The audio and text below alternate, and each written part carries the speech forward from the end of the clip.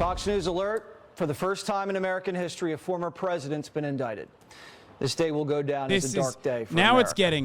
Now it's getting good. Now it's commentary time. You're going to see Jesse. You're going to see Laura Ingraham. You're going to see fucking our big bad boy, Sean Hannity. And last but not least, you're going to see Tucker Carlson fucking going absolute bananas mode. This is where it starts to get good. Because leading up until this moment, up until this very moment, it's all like news broadcasting. And you know, Fox News, even in moments where there's like breaking news, they oftentimes will do regular old news coverage, regular old news broadcasting.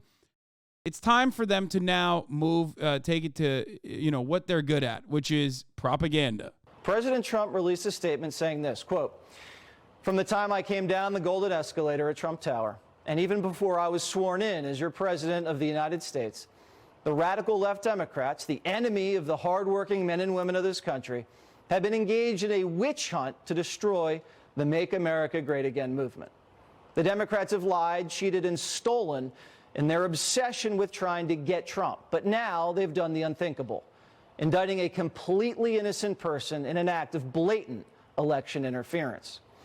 Manhattan DA Alvin Bragg, who is handpicked and funded by George Soros, is a disgrace. Rather than stopping the unprecedented crime wave taking over New York City, he's doing Joe Biden's dirty work, ignoring the murders and burglaries and assaults he should be focused on. This is how Bragg spends his time." Let's turn it over to Dan Bongino, host of Unfiltered on Saturday nights. Dan, you're looking a little emotional. I feel the same way. Bro, that's so awesome. They're like, why would they ever be actually emotional? Like, I don't get it. Right now, living in this police state. I mean, we're in a police state. I'm not even arguing Bro, this. you're literally a fucking cop. What do you mean? Isn't he like a dick rider for the police state? What the fuck? Their only job is to watch our shows, which is kind of humiliating, but that's for another day. It's not open for debate that we live in a police state. And, you know, I was listening to your monologue, Jesse, and the first thing I was thinking is I remember when I was doing an advance in the Secret Service in a foreign country that had troubles with the democratic process. I'll leave out what country it is, but I assure you, unlike a Joe Biden story, this actually happened. And we were sitting around this big table, and the military folks and the staffers for this foreign country wouldn't talk to the staff. They would only talk to us in the Secret Service, which is a problem because we don't make the schedule, the staff does. So I brought the military guy over and I said, listen, you know, why won't you address the staff? They're involved in this too. They said, you know, he who has the guns has the power. You guys have the guns. We'll talk to you. It's ironic because that was under the Obama administration. And little did I know that that was going to be where we are now. If you've got the guns, you got the power. I mean, show up at a school board meeting to complain about your kid being taught to be a racist. But I can tell you everything he has said to people about they're not coming for you, they're coming for me because I'm in the way. Now you look at this tonight and you're like, yeah, that kind of sounds right to me. You're going to break 200 years of U.S. precedent about indicting your political opponents over a business records charge that happened 7 years ago with a woman named Stormy Daniels? That's what you got. That's what you're going to do. You're going to roll with that. Yeah, they're going to do that. It's funny because like they keep talking about this thing with like the objectively correct statements that is still a crime while also simultaneously owning Donald Trump for like wanting to have sex with someone who he now calls horseface. But because they're saying it with like this weird accent, or saying it like with a tone that indicates sarcasm, that you're supposed to what? Go and be like, yeah, they're really spitting right now.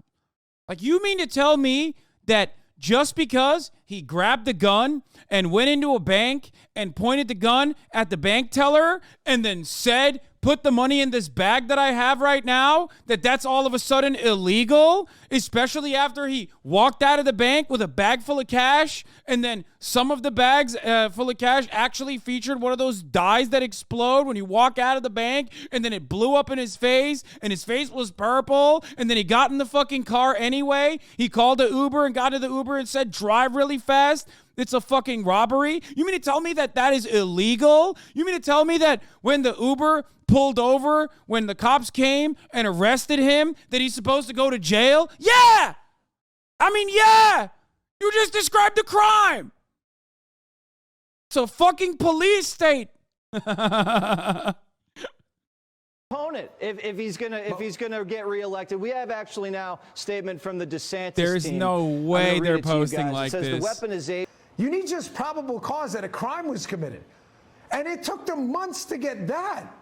And you're suggesting to me that... Wait, you mean to tell me that, like, the DA on this took it super seriously and took a super long time to, like, indict a former president, a historic indictment? That's crazy.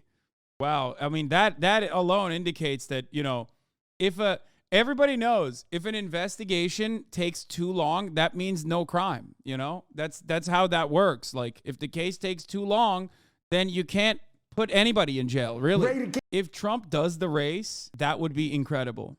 If he just ran away from oh my God. I mean, it would never happen, but fuck, man, it'd be so sick.